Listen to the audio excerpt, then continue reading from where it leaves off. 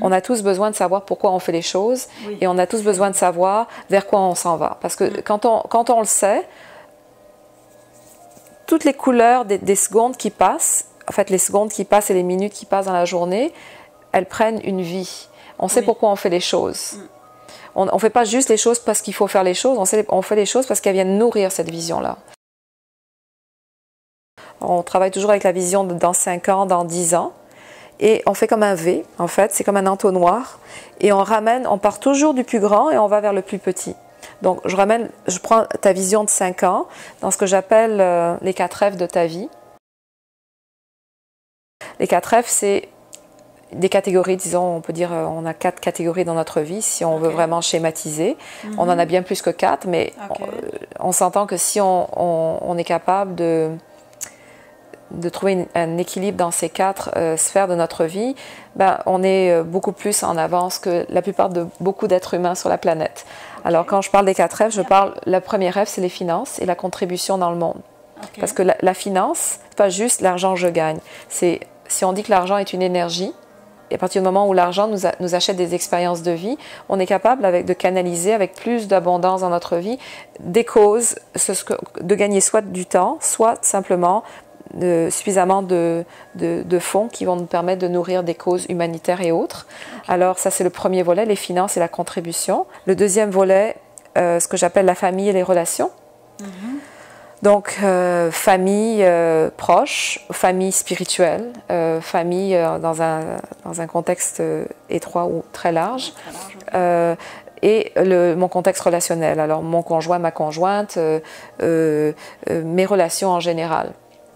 Ça, c'est le deuxième aspect, le deuxième F. Le troisième F, on parle de fitness et de santé holistique, parce que c'est pas juste le pourcentage de gras que j'ai dans mon corps. Mais on parle de plus d'une santé holistique. Comment est-ce que je gère mes émotions? Comment est-ce que je gère peut-être comment je m'habille? Comment je me présente dans le monde? Comment je m'occupe de moi finalement? Comment je m'occupe de moi au quotidien? Qui est une partie très importante. Parce que si on n'a pas la santé, on peut avoir toutes les finances du monde et des belles relations, mais on va finir par mourir très jeune. Puis le quatrième F, c'est ce que j'appelle la foi et la spiritualité.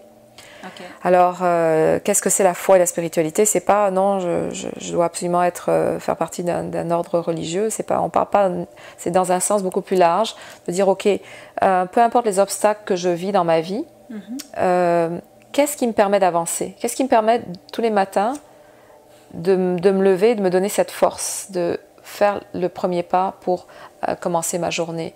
Malgré les obstacles que je peux vivre, malgré les difficultés que je peux vivre dans ma vie, c'est ce que j'appelle la foi. C'est de se dire, OK, il y a quelque chose à l'intérieur de moi, une étincelle qui dit, OK, tout ce qui est en bas va éventuellement remonter, parce que c'est le cycle de la vie.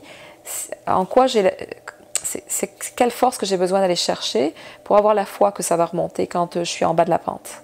Donc ça, c'est la foi. C'est aussi lâcher prise sur nos peurs. Et qu'on s'entend que si on a cette partie de notre vie qui est dans la foi et la spiritualité, les autres sphères de notre vie, les finances, la famille, les relations, notre fitness et notre santé vont simplement pouvoir être beaucoup plus en expansion. Oui, puis beaucoup plus tranquille puisqu'on saura en fait où est-ce qu'on s'en va, parce qu'on aura confiance dans la voie qu'on a choisie. Exactement, exactement.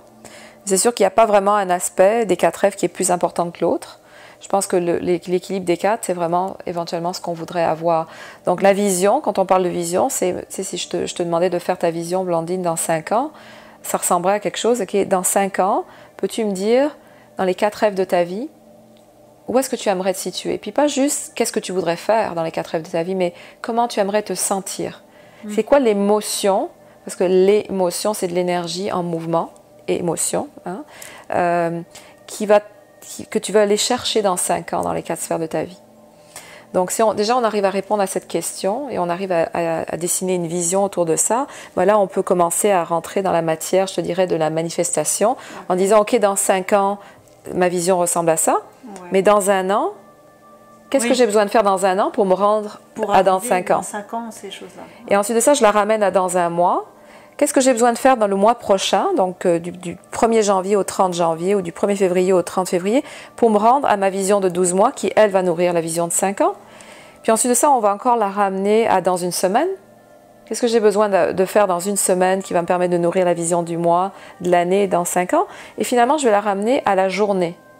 Donc, qu'est-ce que j'ai besoin de faire demain pour venir nourrir, pour venir rencontrer mes objectifs de la semaine, du mois, de l'année et dans 5 ans?